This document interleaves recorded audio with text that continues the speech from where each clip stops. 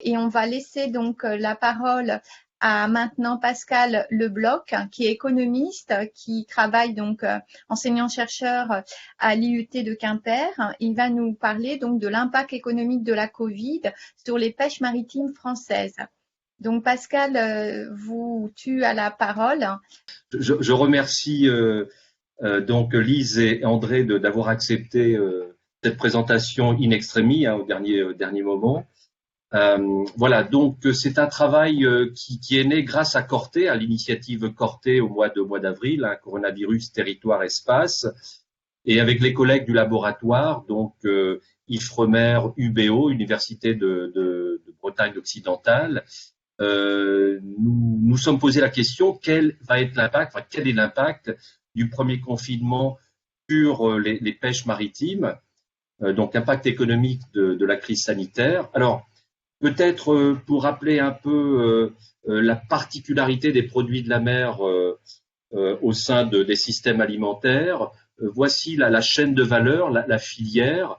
Donc depuis maintenant 1950 à peu près, la balance commerciale est déficitaire. On importe beaucoup plus que l'on produit, plus de 2,5 fois les importations par rapport à la production. Donc le chiffre ici, en fait, globalise la pêche et la conchyliculture, sachant que la pêche est les 2/3. Donc la filière, c'est tout d'abord des premiers marchés qu'on appelle des halles à marée ou des criées, et cela fait une vingtaine d'années qu'on ne crie plus, qu'il n'y a plus d'enchères à la voix dans les halles à marée, ce sont des enchères électroniques, les premiers acheteurs et la transformation de type conserverie, congélation, avec des grossistes très importants, le marché de Rungis naturellement, le plus gros marché, et voilà tous les débouchés. Et donc la question que nous nous sommes posée, c'est que de manière radicale, je vais trop vite, voilà, de manière radicale, le premier confinement a entraîné la quasi-fermeture des débouchés, à l'exception de la vente directe. Plus d'exportation, confinement en Espagne, et les 2 premières semaines de confinement ont été de la confusion. Ça veut dire qu'il n'y avait plus que de la vente directe. Donc, pour mesurer un peu cet impact sur la pêche notamment, regardons un peu ce que représente sur une année dite normale la production dans les halles à marée, c'est-à-dire ces premiers marchés. Donc, vous avez des halles à marée, il y en a 35 sur tout le littoral, Manche, mer du Nord, Bretagne, côte atlantique, Méditerranée. En moyenne, les halles à marée, c'est-à-dire les ports, les lieux de premier marché, représentent 65% de la production. Donc, il y a 35% qui sont vendus de manière directe ou par des contrats. Mais si on a un œil, je dirais, régional avant d'être territorial, c'est assez disparate, puisque en Bretagne, les halles à marée absorbent la quasi-totalité de la production des bateaux de pêche, mais ça n'est que la moitié en Manche, en Normandie, dans les Hauts-de-France, ainsi que sur la côte atlantique et en Méditerranée. Donc on est déjà avec un paysage assez éclaté, enfin on va dire une particularité bretonne, puisque les 3 autres façades représentent à peu près 50% pour les halles à marée. Alors, regardons un peu tout d'abord l'impact, non pas uniquement du confinement, mais l'impact sur les 20 premières semaines. Les 20 premières semaines de l'année. Alors, le confinement est visible ici. On avait hier, avec André, la chute du cours de Zoom avec l'annonce du vaccin Pfizer. Donc ici, c'est un cours également, le cours aux enchères sous les criées. Et donc, la baisse est brutale. Et on voit même que les prix, mais il y avait même une espèce de baisse des prix avant qui anticipait un peu le confinement. Et donc globalement, sur les 20 premières semaines, c'est-à-dire de janvier jusqu'à juin, on a à l'échelle nationale une baisse de 43% en volume. Et ce qui est assez marquant ici, c'est que en principe, la raréfaction doit entraîner une augmentation des prix. Eh bien, pas du tout. Les prix ont même accentué la baisse du chiffre d'affaires à moins 48%. Ça s'explique notamment parce que la production domestique ne représente que 30% à peu près de la totalité de ce qui est disponible. L'essentiel, c'est de l'importation. Et donc les prix, voilà, ont baissé de 8%. Regardons maintenant ce qui s'est passé à l'échelle des territoires. C'est-à-dire, le territoire ici est conçu ou construit autour du premier marché. Donc, voici les 4 façades. Donc, on a au total un maillage de 35 à la marée, Boulogne, Dieppe, etc. C'est en Méditerranée qu'on a le moins de à la marée. On a beaucoup de ventes directes sur le bassin oriental de la Méditerranée. Et on a des points noirs, rouges, etc. En fait, ici, on a mesuré l'impact par territoire, par à la marée, du confinement par rapport à la moyenne de 2018 et 2019, qui étaient des années sans crise majeure, hein, en tout cas même sur la pêche, des années dites de stabilité. Eh bien, on voit qu'en rouge, on a les à la marée les plus vulnérables, celles qui ont encaissé des pertes de plus de 50% sur le confinement. Et puis ces points rouges, vous voyez, qui sont finalement dispersés un peu partout, donc il n'y a pas d'homogénéité, il y a eu des réponses très différentes, même entre à la marée à proximité. Là, on voit, vous voyez ici, La Rochelle, c'est en bleu, donc moins de 30% de pertes. En revanche, Oléron, on est entre 30 et 50, et Royan, plus de 50%. On est pourtant sur une forte proximité géographique, mais des vulnérabilités très différentes. On voit que la Normandie a beaucoup souffert, comme le nord de la Bretagne, ici. En revanche, on a d'autres territoires. Ça s'explique par la mise en place de plateformes de vente directe, d'organisations un peu dans l'urgence, qui ont permis de compenser. Et puis, l'exception qui confirme la règle, on a un point vert, c'est-à-dire que la production a été plus élevée pendant les 8 ou 9 semaines de confinement par rapport à l'année 2018 et 2019. C'est le port de Douarnenez. Alors, on a l'explication. Douarnenez est spécialisé sur une espèce qui est la sardine, hein, depuis plus d'un siècle, un siècle et demi, et le débouché principal de Douarnenez se trouve sur le territoire même. Ce sont les conserveries. Les conserveries, 3 conserveries qui ont à peu près entre 100 et 300 salariés, et donc la conserve fait partie des premières denrées sur lesquelles les ménages vont se projeter en période de crise. Donc voilà l'exception qui confirme la règle, mais c'est lié finalement à une chaîne de valeur qui est d'une forte proximité géographique. Et enfin, donc je contrôle, j'ai pas mis mon chronomètre, et enfin, donc ça c'est un travail en cours, hein, sur lequel on est en train de se projeter. On a cherché à décomposer à l'échelle d'un territoire particulier et de l'espèce un peu le prix et les quantités. C'est un titre d'exemple ici. J'ai pris l'exemple du Guilvinec qui fait partie des 3 principales à la marée comme l'Orient et puis Boulogne-sur-Mer. Donc le Guilvinec, je reviens rapidement ici. Le Guilvinec est ici, donc vous voyez c'est en rouge. Donc c'est l'une des à la marée les plus vulnérables. Plus de 50% de perte de chiffre d'affaires, alors que Boulogne est entre 30 et 50. Et puis, qu'est-ce que j'ai dit, l'Orient, voilà, entre 30 et 50. Donc, le Guilvinec, très vulnérable. Eh bien, si on décompose la perte entre l'effet prix et l'effet quantité, ça, c'est le premier confinement. Effectivement, on a une baisse importante, hein, de 17% du chiffre d'affaires. Alors, c'est 17%, ça, c'est sur l'ensemble de l'année, sur les 49 premières semaines. Mais ça s'explique surtout par un fort recul des quantités. En fait, les armateurs, les propriétaires de navires avaient la possibilité soit de maintenir l'activité, mais avec peu de débouchés, ou alors de profiter d'un arrêt temporaire qui donne lieu à des mesures compensatoires par l'État. Et donc, au Guilvinec, effectivement, un grand nombre de flottilles, de bateaux de pêche, hein, de grande taille, ont préféré l'arrêt, puisque les marchés à l'extérieur, la restauration hors foyer, était impossible. Et si on prend maintenant le point le plus détaillé, c'est-à-dire le point du produit, de l'espèce, prenons 2 espèces emblématiques du Guilvinec, la baudroie, donc c'est pas forcément très attractif pour le consommateur quand on l'a en entier ici, eh bien finalement la Baudroie guide un peu cette vulnérabilité qui a été constatée au Guilvinec, puisque ce sont justement les entreprises qui ciblent cette espèce qui ont fait le choix d'arrêter leur activité pendant au moins ce confinement. Et vous voyez que la reprise a quand même été graduelle et assez longue. Ça n'est qu'à la semaine 33 qu'on retrouve des niveaux à peu près corrects.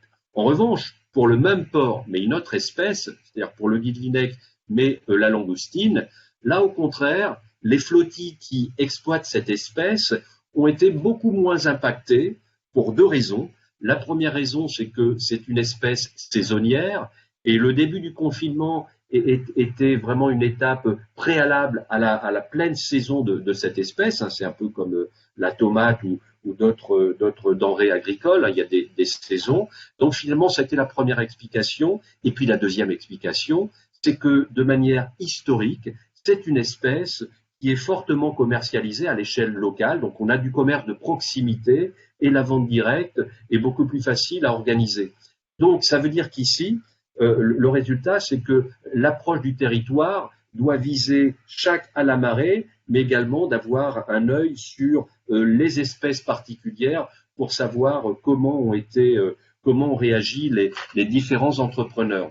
Donc ma dernière diapo, finalement, comment poursuivre les travaux à l'échelle des territoires pour les produits de la mer?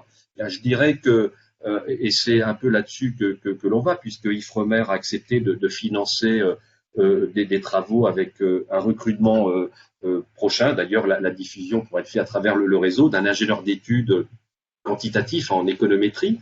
La question va porter sur le calcul des taux de dépendance à l'échelle du territoire, des à la marée, mais à l'échelle aussi des entreprises par territoire, des flottilles, et si possible par espèce, puisqu'on a, on l'a vu, des réponses extrêmement différentes face à un choc brutal et générique pour toutes les entreprises. Voilà, merci pour votre attention.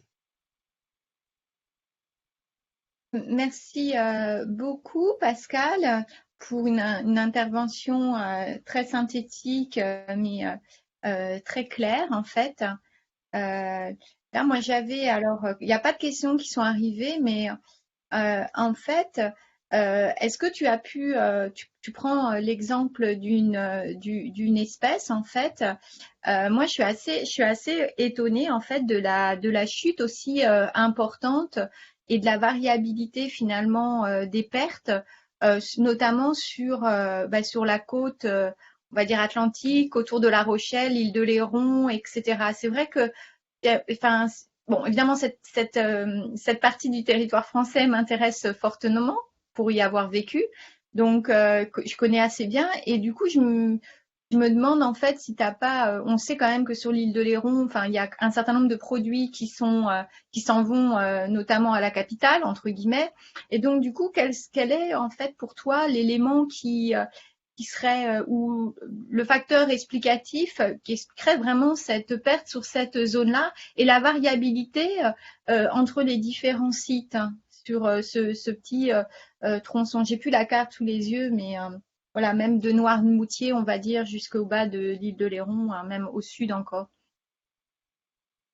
Alors la réponse est un petit peu dans le début de la présentation, c'est que on s'est basé sur des bases statistiques qui sont gérées par France Agrimaire, qui ont l'avantage d'être immédiatement disponibles, hebdomadaires. En revanche, le problème dans les pêches, contrairement à l'agriculture, c'est qu'il est souvent difficile d'évaluer les productions lorsqu'elles ne sont pas commercialisées sur ce marché aux enchères qui est un point de collecte de concentration. Et donc la côte atlantique hors Bretagne, finalement, ne commercialise que la moitié de la production évaluée dans les halles à marée. Ce qui veut dire qu'on a déjà des pratiques de vente directe ou des ventes de contrats de gré en gré qui échappent en partie aux criées.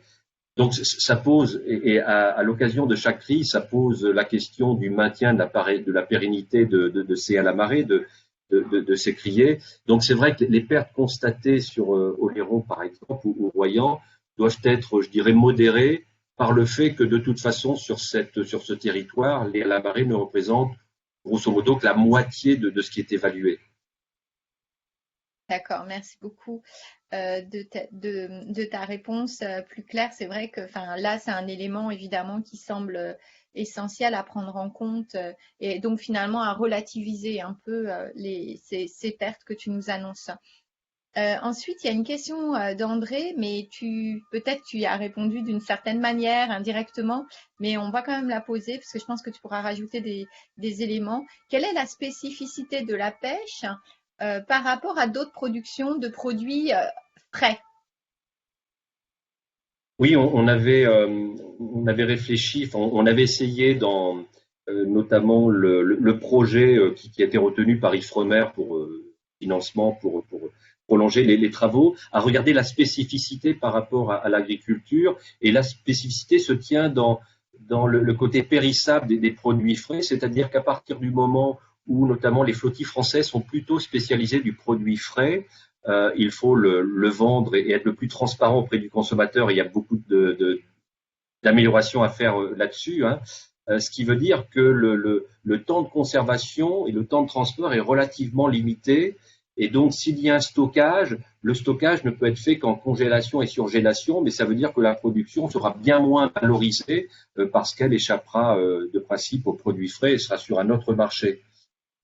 Et donc, ça, effectivement. Et dans le cadre de la Covid, justement, est-ce qu'il y a un élément qui s'ajouterait à ce que tu viens d'annoncer dans un cadre normal, en fait? C'est une précision qui était demandée par André. Voilà. Oui. Alors, il y a eu, je dirais, le choc a eu un effet binaire sur les flottilles.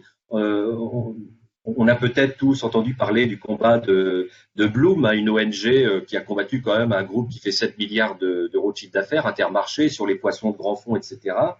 Et donc, on oppose souvent les gros bateaux, les méchants, et les petits bateaux, les gentils. Bon, la réalité, elle est bien plus complexe, et je ne vais pas rentrer là-dedans, mais ce qu'a montré le choc du Covid, c'est que les flottilles qui sont spécialisées sur une production de masse, c'est-à-dire qui dépendent des marchés à l'export, Espagne et Italie, n'ont pas pu écouler leur production en circuit court parce que sinon c'était une saturation du marché et un effondrement de prix. Et ce sont ces flottilles qui ont choisi l'arrêt temporaire des flottilles en espérant des mesures compensatoires de l'État. Il y a eu 2 arrêtés sur les 2 confinements.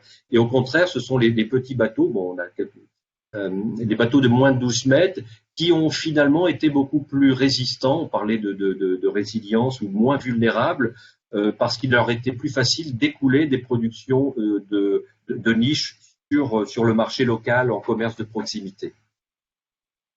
Merci beaucoup. Et peut-être que André peut prendre le micro parce qu'il me dit qu'il a une question sur le Brexit. Donc, comme il est là, autant qu'il parle. Ouais, j'avais une question, merci. Merci Lise et merci Pascal. Moi, j'avais une question qui était liée au Brexit. Alors, c'est un peu une question de béotien, mais l'autre fois, j'ai lisé un article, je regardais un reportage sur la question de la pêche par rapport au Brexit. Donc, un élément qui a failli quand même faire capoter les négociations finales du Brexit, hein, et dans lequel il était dit que les pêcheurs anglo-saxons, finalement, ont des problèmes par rapport aux eaux territoriales, etc. Mais qu'en plus, les Anglais ne consomment plus les produits issus de la pêche, sont tournés vers d'autres types de produits. Donc, la consommation de poissons a énormément diminué, apparemment. Et donc, je me posais cette question, donc Brexit versus Covid, du coup, en termes d'approvisionnement, est-ce que ça posait pas un problème très très important en termes d'exportation du coup des pêches françaises, quoi? C'est vrai que le Brexit, de toute façon, a été une préoccupation majeure, peut-être pas pendant le premier confinement, naturellement, mais surtout de l'année pour les pêcheurs. Et il y avait, je dirais, un mélange d'inquiétude parce que, d'une part, les pêcheurs français qui sont sur la production de masse ont besoin de maintenir leur accès dans les eaux britanniques. Et le deal, c'était, si on ne peut plus aller pêcher chez vous, on vous coupe le marché, vous ne pouvez plus exporter les poissons d'Écosse vers le marché européen. Mais ça veut dire que ça ne fait pas l'affaire non plus des conserveurs, des entreprises de transformation européennes qui ont besoin de cette matière première. Et l'autre inquiétude, ce sont les petits bateaux en France qui craignaient que il n'y avait pas de négociation qui permettait aux grands bateaux français et espagnols de continuer à pêcher dans les eaux britanniques, c'est qu'il y ait un report de ces grands bateaux vers la zone côtière française notamment et surcharger cette bande côtière aux dépens des petits navires, quoi. Donc c'est vrai qu'il y avait plusieurs inquiétudes, mais la première inquiétude, c'était le deal entre si on pêche plus chez vous, on vous coupe, on vous empêche de venir vendre chez nous votre produit. Bon, ben, on va conclure. Merci beaucoup, Pascal, pour ton intervention.